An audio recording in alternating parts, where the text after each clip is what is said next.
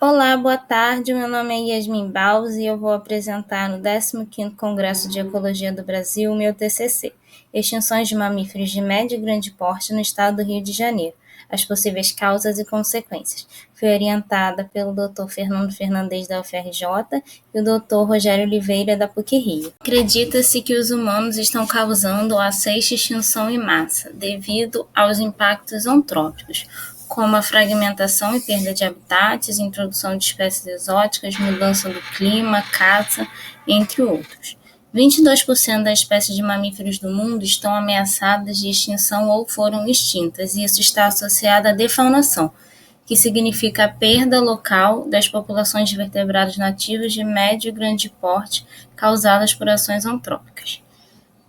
E isso leva à ameaça à sobrevivência das florestas, pois uma floresta vazia não tem futuro, ou seja, uma floresta sem a fauna está condenada à morte.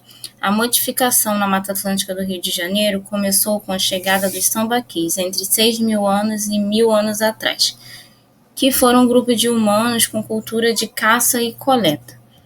Porém, com a chegada dos europeus no ano de 1500, a modificação da Mata Atlântica acelerou muito com o desmatamento, devido a fins agrícolas, exploração da madeira, extração de produtos florestais, urbanização, pecuária e muitos outros. Quando os europeus chegaram no Rio de Janeiro, 97% do estado era coberto pela Mata Atlântica, e isso reduziu muito. Os remanescentes florestais, então, apresentam muitos vestígios do uso histórico dessa terra. O objetivo geral do meu trabalho é identificar as espécies de mamíferos de médio e grande porte extintas no estado do Rio de Janeiro, analisar a causa das extinções e associá-las às ações antrópicas.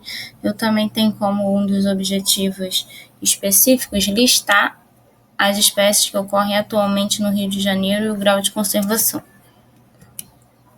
Então, a metodologia, minha área de estudo é o bioma da Mata Atlântica do Rio de Janeiro e tem alguns dados do Rio de Janeiro. A área de 43.750 km², a população no censo de 2010 era quase de 16 milhões de habitantes e a densidade demográfica é de 365,23 habitantes por quilômetro quadrado, que é muita coisa. O estado, então, ele é caracterizado por ter diversos habitats naturais, muito diversificado.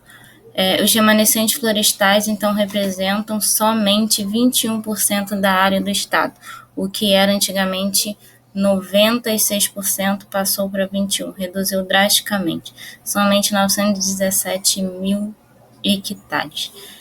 E desses hectares, quase 686 mil hectares são de área protegida, sem contar com as RPPNs. A metodologia utilizada foi o levantamento bibliográfico realizado em 2019 no site da Biblioteca da PUC-Rio, e as bases de dados utilizadas são disponíveis no portal Periódicos CAPES e as outras assinadas pela PUC-Rio.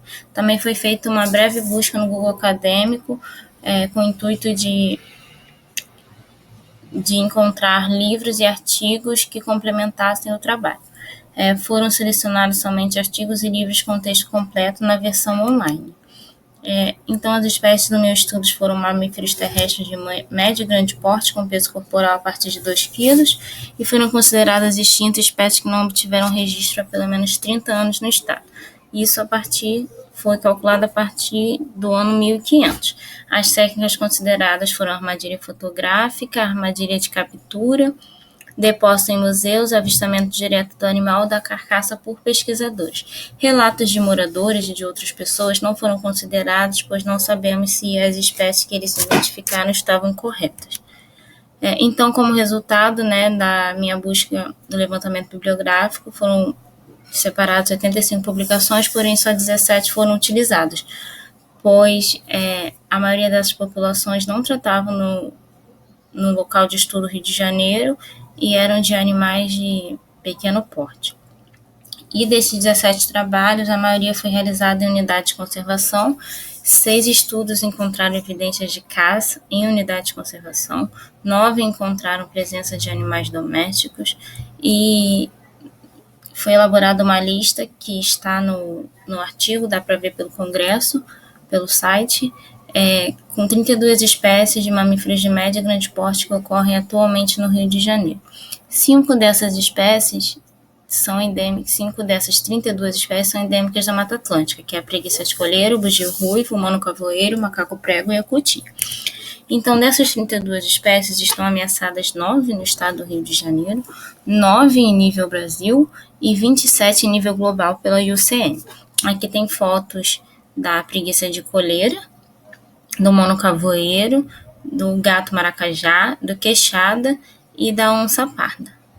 Magnífica. Então, os meus resultados encontraram 6 espécies de mamíferos que foram consideradas extintas no Rio de Janeiro, mamíferos de grande porte, todos já eram considerados ameaçados no estado, segundo o estudo de Bergalo, em 2000. Myrmecófaga tritadactyla, que é o tamanduá-bandeira, era considerável, provavelmente extinto. Priodontes máximos do tatu-canastro, criticamente ameaçado. Tapirus terrestres anta, em perigo. Masama guazoubira, veado catingueiro, em perigo. Pantera onca, que é a onça pintada, criticamente ameaçada. E Pteronura brasiliensis, ariranha, provavelmente extinta. Nenhuma dessas espécies é endêmica do bioma Mata Atlântica e quase todas são consideradas vulneráveis no Brasil, exceto o veado catingueiro. Aqui está a planilha com peso, grau de conservação no Rio de Janeiro, Brasil e pela IUCN. Aqui as fotos do tamanduá-bandeira, o tatu-canastra, aqui a anta e o veado catingueiro, a ariranha e a onça pintada. Então, as principais causas dessas extinções foram a perda e a fragmentação de habitat, que prejudicou todas as 6 espécies, inclusive o tamanduá-bandeira e o tatu-canastra, que habitam locais abertos, mas com essa fragmentação fez eles ficarem mais vulneráveis à caça e atropelamento. E também prejudicou a ariranha com a poluição e assoreamento dos rios. A caça foi em todas as espécies, essas espécies estão sendo caçadas ainda hoje em dia. A indisponibilidade de presas afetou principalmente a onça pintada, que é um animal grande, necessita de presas grandes, que não estavam sendo encontradas aqui no Rio de Janeiro, e a ariranha, com a poluição dos rios, também perdeu muitos peixes. A introdução de espécies domésticas trazem muitas doenças. Então, aqui até diz, o parque não é um lugar de animal doméstico, prejudica muito a fauna, e as espécies mais prejudicadas foram o veado catingueiro, a anta e a ariranha. Então, na discussão pela IUCN-Bio, o trabalho de 2018 confirma que a anta, o tamanduá-bandeira e o tatu-canastra não ocorrem no Rio de Janeiro atualmente. O veado catingueiro não foram encontrados relatos da distribuição geográfica desse animal. A ariranha foi considerada extinta em toda a Mata Atlântica. A onça pintada também não ocorre atualmente no Rio de Janeiro, segundo Jorge et al. Em 2013. E nos últimos 15 anos, a Pteronura pantera onca, que é a onça pintada, teve a redução de 50% a 90% da sua população na Mata Atlântica. A urbanização e atropelamentos rodoviários causaram impactos na população da fauna local, e acredita-se, então, que isso também foi um dos fatores que levaram à extinção desses animais no Rio de Janeiro. As consequências da defaunação são a herbivoria e a predação de semente, que é a ausência de grandes herbívoros também e predadores de semente, como a anta e o veado catingueiro, podem causar mudança na paisagem, na composição vegetal, a dispersão de semente, que leva ao impacto na população vegetal, e como árvores que têm baixo sucesso reprodutivo, sem dispersores, podem ser extintas daquele local.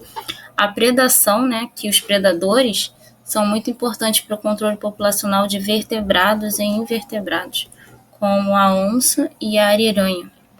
Então, tem o projeto Refauna, criado em 2010, que atua na Mata Atlântica Fluminense, que está reintroduzindo espécies para minimizar os efeitos da defaunação. Foi com sucesso reintroduzido cutis e bugios, e os jabutis estão sendo reintroduzidos no Parque Nacional da Tijuca. E a anta foi reintroduzida na régua. E concluindo, Houve, então, extinções de mamíferos de grande porte no estado do Rio de Janeiro.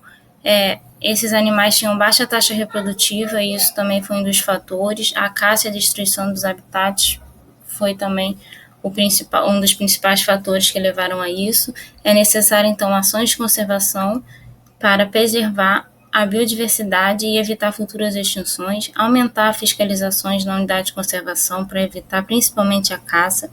Projetos como Refauna são de extrema importância para a recuperação dos processos ecológicos perdidos nas florestas e minimizar os impactos antrópicos. Aqui uma foto da onça, né, uma divulgação da SOS Mata Atlântica, onde a floresta nunca morre sozinha. O desmatamento mata a floresta, mas também mata os animais.